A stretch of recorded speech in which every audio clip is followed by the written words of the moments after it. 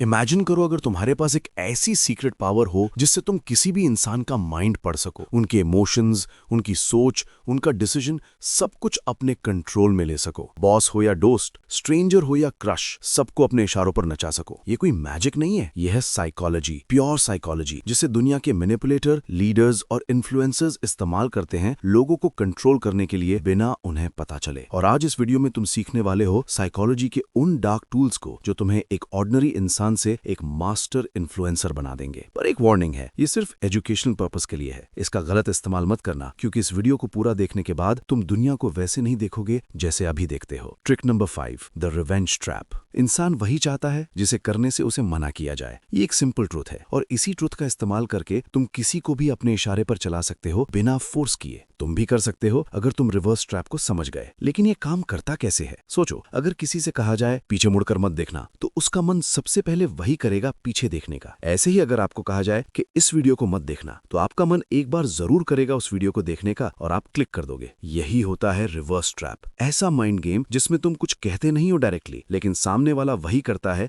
जो तुम चाहते हो। एग्जाम्पल, तुम चाहते हो कि तुम्हारा दोस्त तुम्हारा काम करे। अगर सीधा जाकर बोल दोगे भाई ये काम कर देना, तो शायद वो अवॉइड करे या मना कर दे। लेकिन अगर तुमने बोला भाई ये काम था पर छोड़ो, मुश्किल है, लगता नहीं तू कर पाएगा, तो उसका ईगो हर्ट होता है और वो तुरंत प्रूफ करने लगता है मैं कर सकता हूँ। ये एक माइंड हैक है। तूने कहा मत कर और उसने कर दिया। ये ट्रिक पावरफुल है, डेंजरस भी, और कई बार तो सामने वाले को पता भी नहीं चलता कि उनका डिसीजन उनका था ही नहीं। वो सिंपल्स को कंट्रोल करो और तुम बन जाओगे इस गेम के असली master. Trick number 4, master of choice. तुम्हें लगता है लोग अपनी मर्जी से फैसला लेते हैं? नहीं, वो सिर्फ वही चूज करते हैं जो उनके सामने रखा जाता है। असली गेम वही जीतता है जो ऑप्शंस डिजाइन करता है। Power is not in forcing people, it's in framing their choice. नहीं समझे? ठीक है, समझाता हूँ। मान लो तुम चाहते हो कि तुम्हारा दोस्त तुम्हारे साथ बाहर चले। अगर तुम सीधा बोल दोगे चल बाहर चलते हैं, तो शायद उसका मन ना हो और वो सीधा मना कर दे। लेकिन अगर तुमने बोला भाई पिज्जा हट चलें या डोमिनोज, तो अब गेम बदल गया। अब उसके पास दो ऑप्शंस है, लेकिन दोनों का रिजल्ट एक ही है, वो तुम्हारे साथ जा रहा है। उसे लगता है कि उसने डिसीजन लिया, लेकिन असली कंट्रोल तो तुम्हारे हाथ में था। यही है मास्टर ऑफ चॉइस बनना। यही टेक्निक बड़े पॉलिटिशियंस इस्तेमाल करते हैं, बड़े ब्रांड्स और मार्केटर्स भी, जैसे बाय 1 गेट 1 या बाय 2 एंड गेट 50% ऑफ। तुम्हें लगता है तुमने बेस्ट चूज किया, लेकिन तुम्हें खरीदना तो दोनों में ही पड़ा। तो याद रखो, लोग कभी भी फुल फ्रीडम नहीं चाहते, वो चाहते हैं कंट्रोल्ड फ्रीडम, जिसमें उनका ईगो सेफ रहे। तुम बस ऑप्शंस को कंट्रोल करो और तुम उनके डिसीजन के भी मालिक बन जाओगे। Trick number 3, the guilty trap. Guilt एक ऐसा इमोशन है जो इंसान को कंट्रोल भी कर सकता है। लोग तब भी रिएक्ट नहीं करते जब उन्हें फोर्स किया जाए, लेकिन जब उन्हें गिल्टी फील होता है तो वो खुद ब खुद झुक जाते हैं। कैसे? मान लो तुम्हारा एक दोस्त तुमसे बार बार मिलने का प्रॉमिस करता है, पर हर बार अवॉइड करता है। अगर तुम जाकर डायरेक्ट बोलोगे तू कभी टाइम ही नहीं निकालता, तो वो और दूरी बना लेगा। लेकिन अगर तुम बस इतना कह दो मैं समझ सकता हूँ, अगर मैं भी इंपॉर्टेंट होता तो शायद तू टाइम निकाल लेता, उसके अंदर गिल्ट जाग जाएगा। अब उसे लगेगा कि उसने तुम्हारे इमोशंस हर्ट किए हैं। वो खुद तुमसे कनेक्ट करेगा, खुद एक्सप्लेन करेगा और खुद माफी मांगेगा। इसका असली मैजिक यही है, तुमने कुछ भी फोर्स नहीं किया, तुमने बस एक इमोशनल मिरर उसके सामने रखा और सामने वाला उसमें अपना गिल्ट देखकर अपने आप बदलने लगता है। Trick number 2,